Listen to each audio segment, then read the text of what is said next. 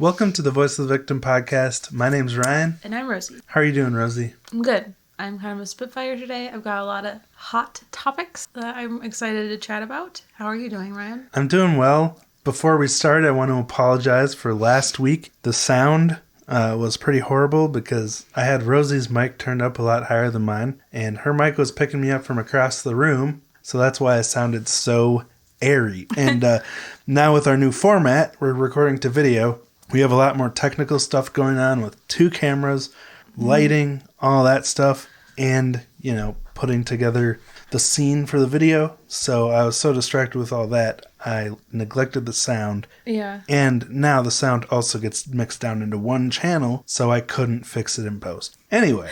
We got a 3-star review on the subject, and I wasn't even, mad. Yeah, you're you're right. Yeah, I know. Because I edited the whole thing for 4 hours, and I was very frustrated with the sound quality. Yeah. So sorry about that. You'd think after 160 episodes we'd have it figured out. But only a couple on video, so maybe. Well, yeah. I'm going to blame it on us having a new format, even though it was better the week before, the first time we did it. Anyway, whatever. That said, are you ready to jump into this, Rosie? I think I am. Rosie's taking the reins this week. I don't know what it's about. Mm-hmm. So she's been passionately hammering away at this outline. My fingers are... Work to the bone? I work to the bone. I got a lot of anger out. Wow, that's quite an interesting setup. Well, I'm excited to hear about this. Every time I do my own take on a story or my own episode, I'm always super emotionally charged. Yeah, you are. For each one in a different way. That's good though. Passion is good. But for this one, I wanted to change it up a little bit and take a look at some world issues that are happening around us. I know a couple weeks ago we did one on some real in the media news stories, but this time I wanted to really dive into what's happening around us that isn't always being publicized by these big media outlets. Cool. Well, that's kind of why we started this podcast in the first place, was to focus on more obscure stories that people hadn't heard of before. Right. That was kind of the thing we leaned into it when we started. So I like that idea. So I think it's safe to say that we live in a pretty selfish culture and time period, and the world tends to revolve around me type place. Right? Yeah. That's the thing. That's what's going on right now. And I know it's not on purpose that we are trying to always think about ourselves, but honestly, it's just the world that we've been brought up in and society pushing us to feel this way. Think about it. We're always shown advertisements of what we need and what's going to make us feel good and how we're going to look better. And it's always centered around ourselves. And also that we need to be put on a pedestal above others, taking care of me, not caring about you. You know what I mean? Yeah, I totally get that.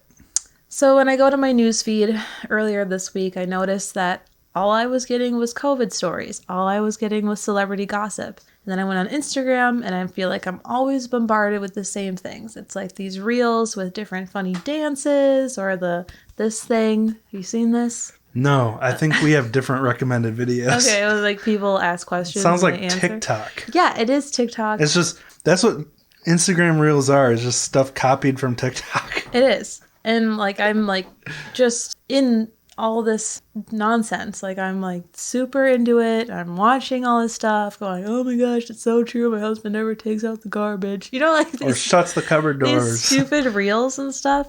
But then I got to wondering they're escapism. Yeah, they are escapism. But that's not all that's going on out in the world, there is so much other stuff that we should be interested in and looking at that should be in the news feed on Instagram or should be on the news feed of Apple News, right? Or mainstream news media companies that literally get paid to tell us what's going on in the world. Yeah, it just seems like a lot of it's totally irrelevant, and I love essential oils and I love makeup tutorials and I love learning how people make cosplay costumes, but it doesn't really matter.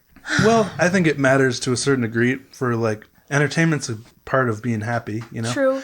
But it all has I do think we're place. oversaturated with it. Yeah. Too much of something, you get numb to it, and it doesn't really have the same effect anymore. Oversaturated. I think you're totally right about it. It has its place. It should be neatly in this little square, but it's just grown out. to being the only thing that matters. Like, right now. entertainment doesn't feel good unless you've been doing something else that's a lot harder and not entertaining all day. You know? So going into this, I also know that I am living a super privileged life. I've got a nice house. I got nice stuff. I always have food in the fridge. And like, I'm worried about what I shouldn't eat in my fridge. You know what I mean? Mm-hmm. And we get to do a lot of fun things. So I think it's safe to say that most of our listeners, they probably are in the same boat or somewhat in the same boat. Yeah, if they have, phones that can pull up podcasts and stuff. Yeah. So I'm hoping that tonight we can put some spotlight off of our tiny, whiny complaints and instead dig a little deeper than our Instagram feeds and Apple News feed onto what's really going on in the world to people who aren't as fortunate as us. And I will say what I said to Rosie at the beginning of this. I don't want our podcast to make people feel guilty when they walk away. That's not the point of this. We're not trying to make anyone feel guilty because, we are in the same boat. When I was hearing about a lot of this stuff, I was like, well, what can I do? Like, right. But we will talk about it. Again, no one should feel guilty about just settling into the culture that they were born into. No, that's exactly what we're supposed to be doing, right? Yeah. So we're just going to spread some awareness of things that are going on out in the world. And, being aware can help us to make better decisions down the road or think more about where our stuff's coming from or where it's going. Right. This is all it's about, just like you said. All right. Well, Rosie, take us away. Okay. So the first video I wanted to discuss with you, and Ryan hasn't watched any of these, is called How Your Leftover McDonald's is Recooked and Sold by This Family to Survive. What? Yeah. I know it's not very cheery, and I didn't really slide us into the Where subject. does this take place? Well, this story takes place in one of Manila's slums called Tondo. Tondo's Happy Land district. Where's Tondo? Well, that's a really good Like, what question. continent are we talking? Manila. Oh, what continent is Manila in? I only ask because I'm curious how far our leftover food has traveled. And Asia. Asia? Mm-hmm. Okay, I'm really curious about this now because, like, how would our leftover food get there and still be in any kind of condition to be reheated? But I guess that's why we're talking about it. So we're going to watch this video. And if you're watching on YouTube, you'll be able to watch it with us because YouTube's set up for copyright stuff where we can watch and react to stuff on there. But if you're listening on audio, it'll just cut to our discussion after the video. And we're going to have all the links of these videos in our show notes for people to follow along if they are listening. How Your Leftover McDonald's is Recooked and Sold by This Family to Survive. And this is on the Verse YouTube channel. All right.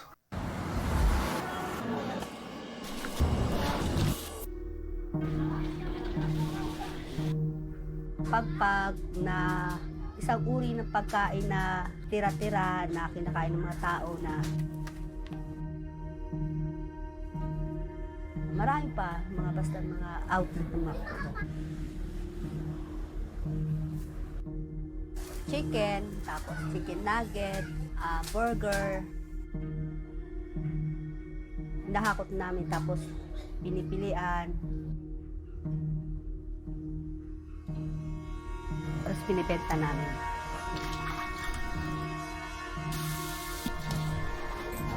So this is the trash from the country they already live in. I didn't want to tell you differently. I wanted you to figure it out for yourself. Okay. Yeah. So it's not like being shipped overseas as trash and then they're picking through. I'm sure that stuff just goes straight in a landfill. Okay. Ooh, okay. That makes a little more sense because I was like, wouldn't it be rotting by then? Okay. Still.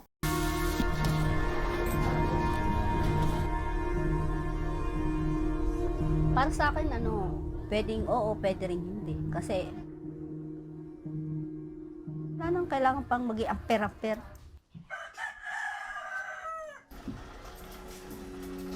My name is Marjorie Oronus Atip. I'm 41 years old. Ako ay may 5 anak. Lahat na sa akin. Bahay ko is diretso lang. Papasok mo ng wala na. No bed, no sofa. Wala lahat. Kasi nga, priority ko yung mga pagkain at saka yung... Siyempre, napakalaga naman sa isang magulang ang mga anak. Lahat naman gagawin namin mga magulang para sa mga anak namin.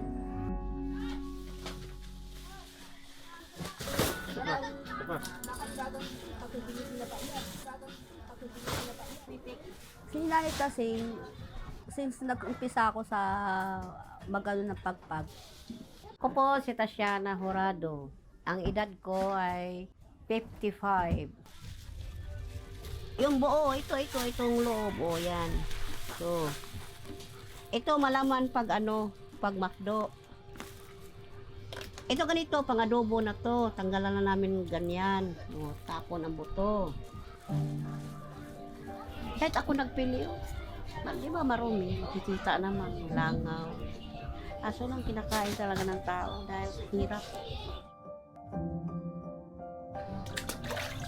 Kunti lang to, mga 2 laman lang. Kaya sabi ko, lugi ako ngayong araw na to.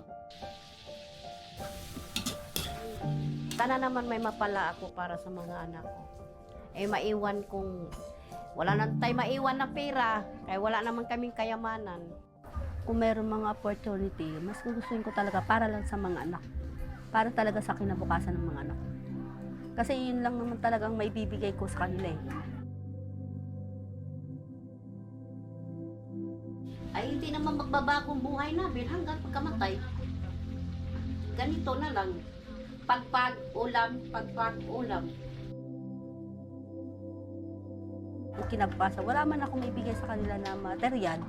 Yun lang gusto ko, yung pag-aaral nila. Mawala man ako, meron silang pananggalang, panlaban sa dito sa atin.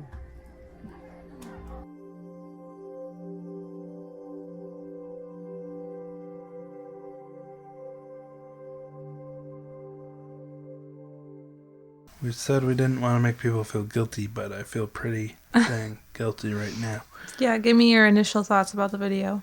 Oh, it's really sad that they would have to resort to this. Like, I guess that I'm very grateful to live in a country where there are jobs for people. Mm-hmm. I mean, for a lot of people who need them. I mean, there's still a problem like this in the U.S., but Mm-hmm. I mean, there's always places hiring at least. Right. There was like a message at the end of the video. Mm-hmm. Provide them with a new life. Yeah, Verse is like a charity-driven channel, so you can donate to their cause, and then they help the people that they make the videos about. Okay, so if you go to the Verse website, yeah, you can go down, donate Mm-hmm. to the family directly. That's cool. Yeah, it is super cool. But it's like there's still a lot of other people doing the same thing. There's more than 600,000 people living in Manila's slum district of Tondo, and worse conditions can be found where they live, which is called Tondo's Happy Land. Which, isn't that ironic that that would be the name of the slum that they live in? Yeah, and should we describe the video for people who are just listening? Yeah, for audio? sure. So basically, this family, it's a mother with 5 kids. A single mom. And was that her mom or That was her friend, friend?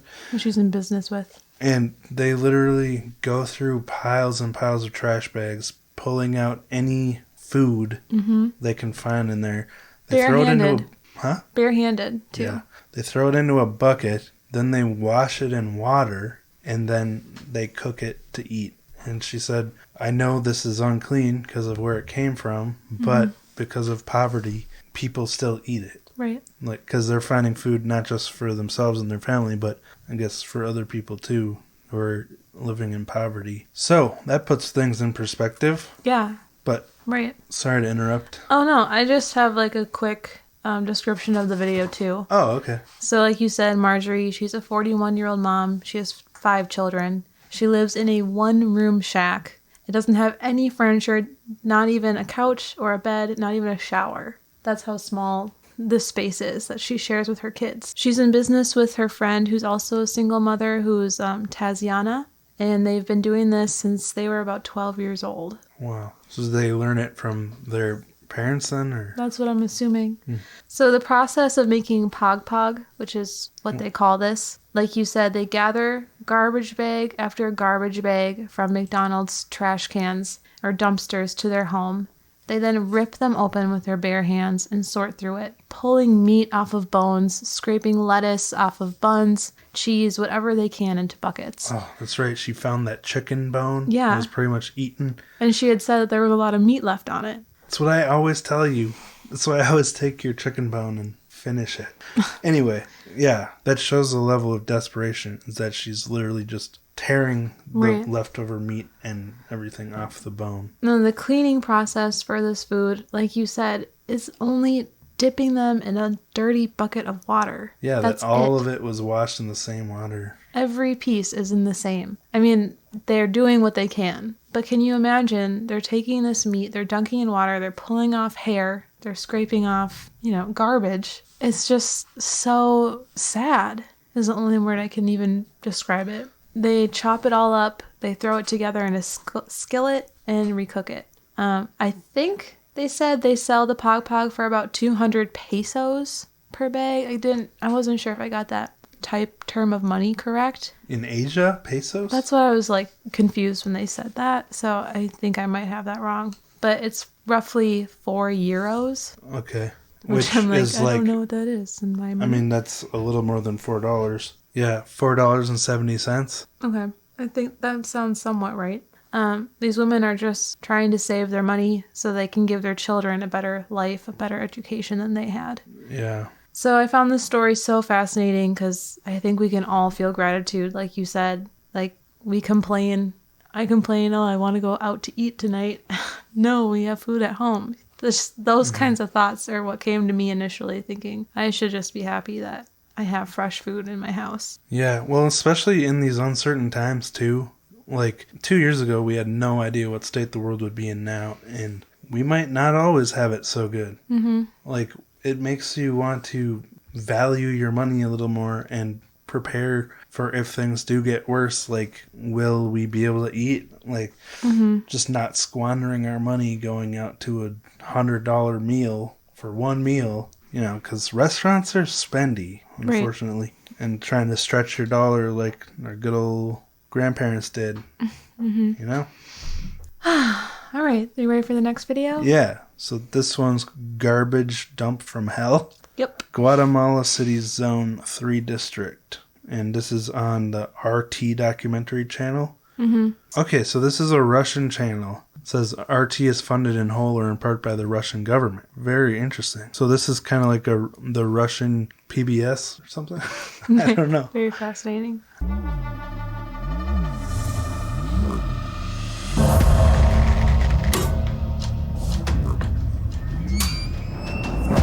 Ah, sí, estuvo feo. Pero en eso yo vi que iba gente encima de la basura. Así, iban para abajo. What?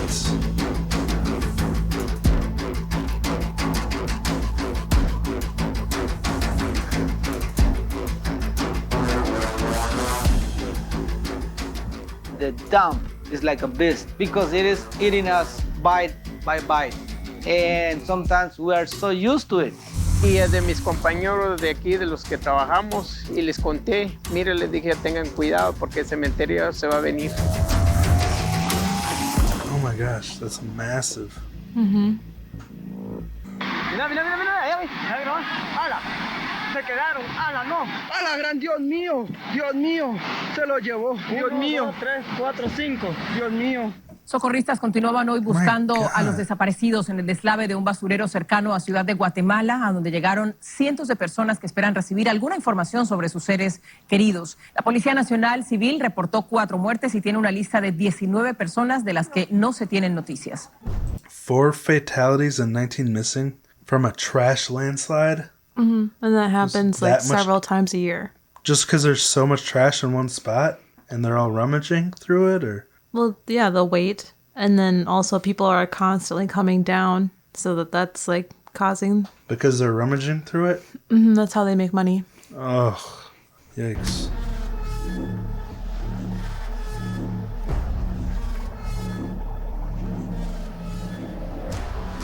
These landslides happen a few times a year. Toxic floods sweep away, swallow everyone who crosses their path. Pues es lamentable, ¿verdad? Todo lo que pasa en ese momento, ¿verdad? Pero mi labor es apoyar con lo que se pueda, ¿verdad? Si es de sobrevivientes, sacarlos. Si hay fallecidos, pues hay que sacarlos. Es impactante todo lo que se pasa, el olor es fuerte.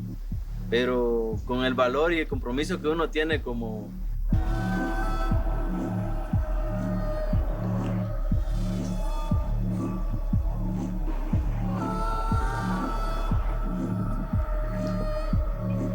ahí está la famosa mina. Ahí póngase, mire, pero con cuidado. No se vaya. They call it the mine. So they like go in there and mine for treasures, basically. We're mining for different types of trash. metals. Yeah. Ahí está Anything la of máquina. value they can find. Lo que más reciclamos es They say what we collect the most is tin cans, water bottles, Coca-Cola bottles, glass, paper, and cardboard. lata, las botellas de agua Coca-Cola, el vidrio, papel, cartón. Vamos aquí. Ahí mismo Vienen personas a comprar. compradores. 50 plata, And then they sell it. Celular. celular. Sometimes they find silver, gold, money, mobile phones. Pues yo el sábado se encontró un gran. Solo eso. Oh my god. On Saturday, I found a skull with a bullet hole in it. That's And the kid terrifying. he's barely phased. He's just Yeah. like talking about it with a smile. What people fear most is the local mafia. They don't allow journalists to film or take pictures here. Gangs control the dump's most lucrative spots. MS, that's a big mafia here in Guatemala. And they are over killing people here in Guatemala. MS stands for Mara Salvatrucha, an international crime gang. Just wait till you see where it came from. California. Founded in California, spread to Latin America. Ahí me hacen el What? favor de que no salga mi rostro, porque corre riesgo la vida de mucha gente. De mucha gente, hasta la de ustedes podría correr riesgo por esto. So this person they're interviewing asked them not to show his face because many people's lives are at risk. And they only did it from the nose up. Yeah. It's like so dumb. Ugh. Ya, yo me llamo Josué, miembro activo de la Mara Salvatrucha actualmente. I gotta say, they did a pretty terrible job blurring out his face. I was looking through the comments and everybody says the same exact thing. Like, how disrespectful to him. They like show his entire mouth and nose. Like he didn't have to do this. Yeah, and anyone who knows him would recognize him Yeah. by the nose and mouth. That's so dumb. En Guatemala ganamos dinero a base de extorsiones. He says we make money from extortion, contract killings, and burglaries. Holy crap. A veces por pedidos de otra gente que mandan a matar a gente. Por robos. I thought stuff like this only existed like on TV. That's scary. It's a literal mafia founded in California and moved to Guatemala. Conocemos a varios líderes de clicas que se opera desde las cárceles. La mayoría de reglas vienen de la cárcel. La mayoría de cosas que se hacen es porque dan órdenes de la cárcel. Todo la mano en la... Most orders for the company come from people in prison. So that there's no way to stop it because you can control it from inside or the outside. That's terrifying. Or if someone is supposedly locked up and like under control of the government for doing a crime, they still have access to this and can get revenge on you from behind bars. You know, like if you witnessed against them in court or something. That's freaking terrifying. I'm sure that they have the local police, whoever's manning the prison, under their control. Oh, yeah, probably. La mano está en todos lados. Yikes. Por su When vida, we're por la mierda collecting de sus from familias. the mine, Como people la mara watch es la us mara, la vida. do it for their Vida por families. mara. Tu vida vale más que la mara. Jamás la mara vale más que He says the Mara is bigger than your own life. tu vida. Los tengo acá, los tengo en este pie y los tengo aquí en este pie. Aquí me los puse porque sé que son los únicos tres destinos que me quedan. La muerte, He says he only has 3 options because he's part of this gang. So either he can die, end up in the hospital, or jail. That's what he's saying is his 3 options. That's so sad. lo hicimos en honor a un amigo que se murió, que lo mataron. Says there's Por things you ejemplo, don't want matar to do, una- but you nadie le have gusta to. matar. A Like killing. He says, I don't like killing, but I will if my mí no me life gusta depends matar. on it. Pero si mi vida depende de eso, voy a matar.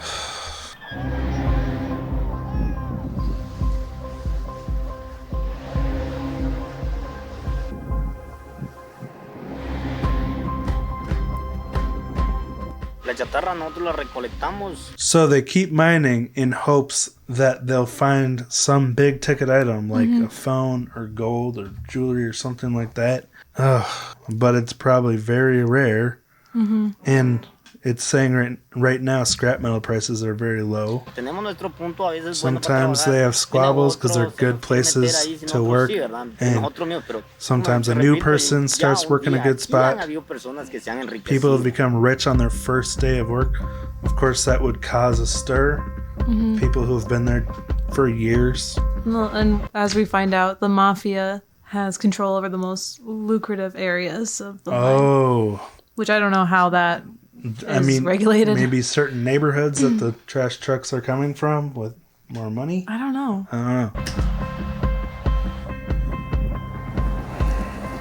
People start working smart when they've run out of options.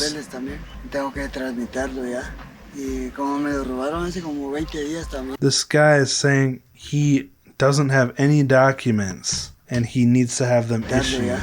Because he was robbed. He had gotten robbed 20 days ago, so he had to come here to work so he could get his identity back, pretty much.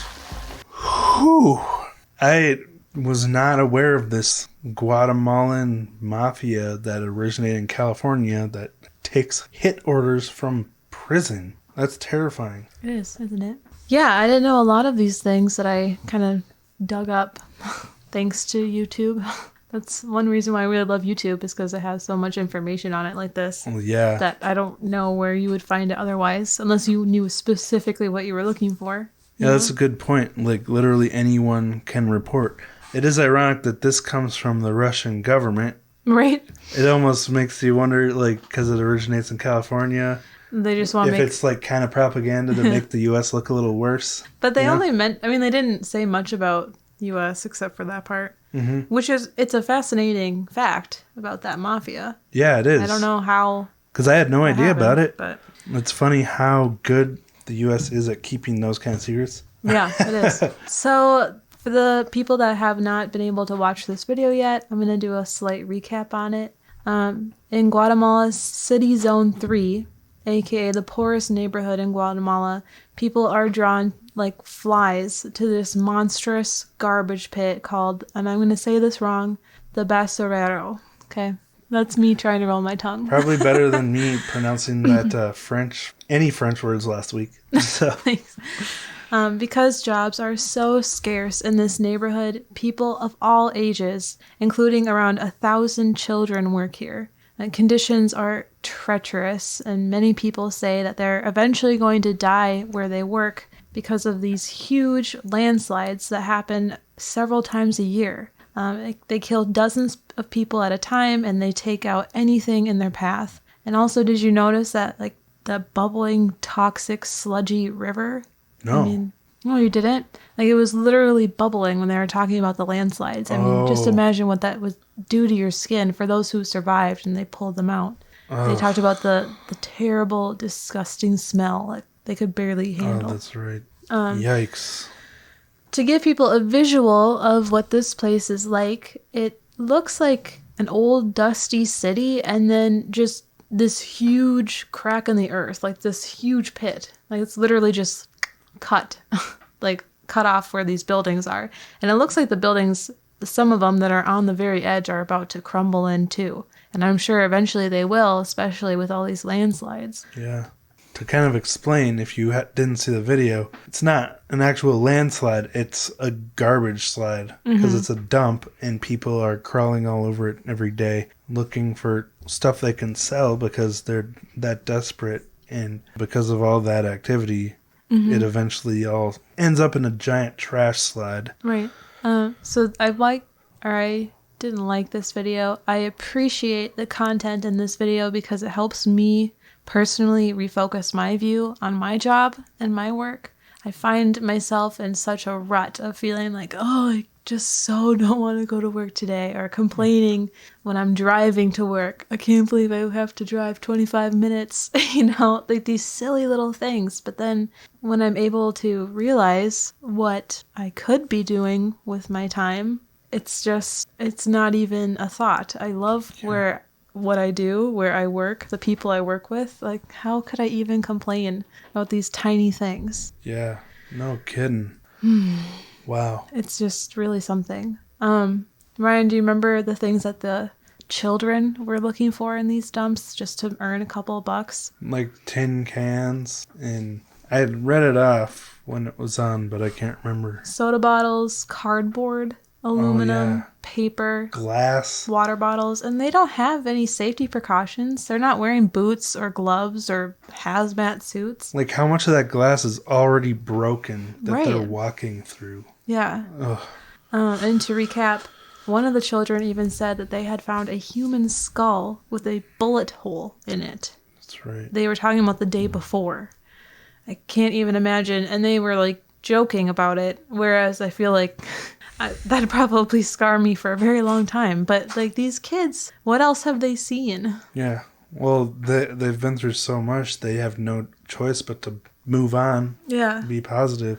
Do you want to, or do you remember any of the recaps for the local gang? Anything you want to talk to our listeners about who haven't been able to watch this video yet? Well, I'm planning on keeping my comments throughout the video in the audio form. That's why I was explaining stuff. Okay. So the last thing I want to talk about in this video was how one of the men said that you can make it big in just one day. I'm wondering, that's great in theory, but on the other hand, you are working your whole life barely scrapping by with that shred of hope when in reality you know it's probably not going to happen. Well, I think what he was saying by that is, if you find one really big ticket item like a phone or a gold watch or some kind of jewelry, he said some people have gotten a big ticket item on their first day when others have been working these spots for years and haven't found anything of value, and it's so hit or miss. But if you do get a big ticket item like that, it could sustain you for a while. If you're watching this on YouTube and you finish the video, because we cut it off so we could talk about it some more, it does talk about a guy who found a gold medal for some type of sports event or something, and he was able to cash it in for like $1,400. So I think that was his big ticket item, although he still does it, so I don't know what he did with the money. Well, that's not enough to live off of for very long. Of course, he has to keep doing it. That's just like, maybe a month of income. No, I think you can stretch it out pretty far in Guatemala. But still not indefinitely. Yeah. So, that's it for my written out part of the outline. All right. I have a couple other things I wanted to talk about. It's just not very spiffed up. But I got in this rabbit hole before we started recording about Saipan. I hope I'm saying that right. It's an island that's technically a U.S. territory, but it doesn't really count as being part of the States, obviously. Like, they own it, but they don't take care of it, pretty much? Kind of. I learned so much, and I want to do a more thorough, in-depth dive into it. But it's pretty much talking about how when you buy clothes, if you're from the U.S., you'll find labels that say made in the U.S. And that's like a big deal here because most of our stuff is made in Bangladesh or China. So people are always like amping it up if they have small businesses that say made in the U.S. or Target will do that too. Anyways, this huge story came out in the late 90s, early thousands, and I haven't been able to find what's happening now, but big box companies were using this small U.S. territory to claim that their products were being made in the U.S. A loophole. It was a huge loophole.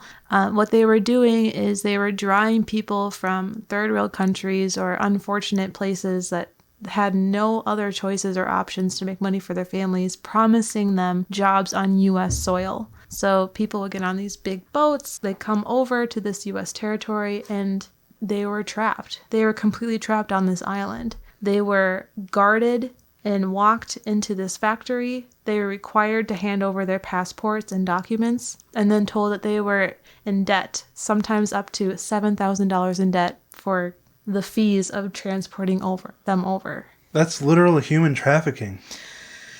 I know, and it doesn't get any better. They were constantly watched. They were in terrible working conditions, and they were working 7 days a week, 11 hours a day on Monday through Saturday, and 8.5 hours a day on Sundays. And they had no way, how? So no break. They're lured to this island with the promise of work. They're instantly charged a ton of fees. A debt, yeah. That they owe for this opportunity, apparently. And then they never get a day off. Their shortest day is Sunday, and it's 8 hours still. 8.5 hours. Now, there was eventually a lawsuit on this story that I'm talking about on the island of Saipan, where it was figured that the department, the owner of this factory, or the factories, they owned at least $10 million in back pay to the 1,350 contract workers that were there, and possibly millions more in damages if the government could prove the case. That's literal labor trafficking, borderline slavery. I know. Like, or kidnapping. No, because Saipan is not technically part of the U.S. government or U.S. state. They're only a territory. They can make up their own rules. So the federal minimum wage on this island was set up to be $2.15 an hour.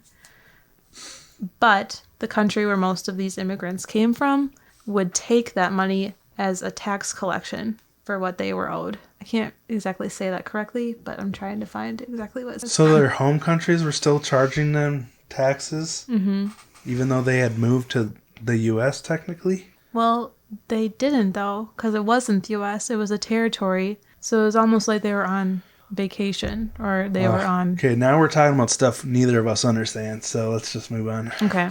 That's crazy. It is crazy, and really big companies love it because they can get super cheap products made with this tag made in the USA. They can virtue signal, like, hey, look, this is locally sourced. Locally sourced. When it's literal labor trafficking. Yeah. And we're not going to name any names of the of companies, especially right now when we don't really know what we're talking about. But that was a good summary, I think, of the idea behind this. Oh, thank you. I just kind of got thrown into it as I was having a snack before we recorded, and I wish I could have more time. And I also want to reiterate that this story is from the late 90s, and I'm planning on trying to figure out if there's any more to it as of current day situations. Wow. Well, you would hope not, because this seems like something that should have been big news when it blew up, and I wonder if it was, because you were 6 years old when, in 2000, so this may have been a big story when we were kids and we just didn't know about it. It's just frustrating because a lot of these big companies, when they do get ratted out like this, they don't actually get any slaps on the wrists, just like they do just get a slap on the wrist, and then they don't make, have any actual consequences. No, none. They just make empty promises of, we're gonna try to go slave labor free by this year, Oh yeah, wasn't that like the Nestle thing? Like they kept moving the date further off, and then they would just switch countries so they weren't breaking any laws anymore. Right, but the more research I've done, the more and more brands. It's not just, it's like every brand we know. So that's pretty much my episode, even though I have like 3 other things I want to talk about. Next time. All right, well, we've been going for about an hour here. We have? Wow. Yeah, so that should be at least a half hour. I don't know. But anyway, thanks, Rosie. You're welcome. It's very enlightening stuff here. And I would like to learn more about and talk about more in the future. What you were just saying, Saipan, you said? Yeah, that's maybe some of our listeners know more about that than we do. Yeah. And I hope it is all cleared up, but it doesn't mean it's not happening other places. Yeah. Well, thank you again, Rosie. Thank you all for listening. We want to say thank you to our patrons. You guys really mean a lot to us, and you really help us keep going. As we're trying to figure out this new format, we appreciate your continued support, and I hope everyone's enjoying the video format who's had a chance to check it out. Yes, again, I'm very aware of our bad sound from last week. Yeah, we both are. But, this is an independently produced podcast. It's all us. We don't have anyone working for us, no script writers, no production assistants or producers or anything. So all of the responsibility to keep the show going falls on us. And, we make mistakes because we're not that professional at what we're doing. We're kind of trying to figure it out as we go. But, we wouldn't be able to keep doing this if it wasn't for our patrons. So again, thank you all so much. It's true. We really, really appreciate our patrons. And I think we have a couple new ones that we are either waiting to hear back from. Yes. If we can give them a shout out, or maybe it's on our end and we haven't even had that. That could be. We'll get on that. But we do like to ask on this show if people want a shout out before we just do it. So right. if you are interested in supporting the show, any little bit helps. Again, that's the only way we're able to keep going week after week and make time for this with our other jobs, So if you are interested in supporting, there's always a link below in the show notes or YouTube information wherever you're watching or listening to help support the show if you enjoy what we do. So I think that's it. I think so. All right. No kitty said hi to us yet. Oh, yeah. I suppose it's about that time. Zook. Right on cue. I hope the mics picked that up. That's Zook's typical... You gotta call him. He's your kitty. Zook. Zucchini. He's like, I'm actually allowed while they're recording? Yeah. We're trying to keep the you. cats out for the serious parts. Hey, buddy. Want to say hi? Oh. You're just... He started turning his head toward me while I was picking him up and I hit it on the desk. Poor thing. I'm so sorry, buddy. You want to say hi? He has no idea there's cameras, obviously. Look, you can turn up the light and people can actually see you. Kinda. Oh, there's his eyes. Wow. He doesn't show up too well on camera, but... No, he doesn't. But he loves hugs and kisses. Look at that. He's a sweet boy. But that is way too bright. I'm going to turn that down. Anyway, yeah, like I was saying, we try to keep the cat out of the room while we're recording the serious stuff because, we don't want that stuff to be interrupted. But anyway, thanks for coming to say hi, Zook. Where's your cat? I guess he's tuckered out. I don't know where he is. My cat. Well, he said hi last week, I think, so. True. Anyway, again, if you haven't come over and check out our YouTube channel, we would really appreciate it. We are trying to get our YouTube channel going because YouTube has a better algorithm. Like podcasts, basically, they don't really have much of an algorithm for helping people discover your show unless you're very fortunate. It's more word of mouth. Yeah. So YouTube does have an algorithm that helps you be discovered by new listeners just organically based on who's watching and who else watches similar stuff to them. So right. We're trying to grow the show into something that is big enough to sustain itself, hopefully, eventually, so we can make more time to work on it without, having to work our other jobs. So wow, the cat's really on your face. I know. But people can't really tell. He's digging in my ear. Yeah. If you know of anyone you think would enjoy our show, we always appreciate you sharing it with them. Any way you want to share the podcast, we would really appreciate it, and it helps a lot because, like I said, we're just an independent operation here. Right. So, that said, thank you again, and we'll talk to you next time. All right. Bye, guys.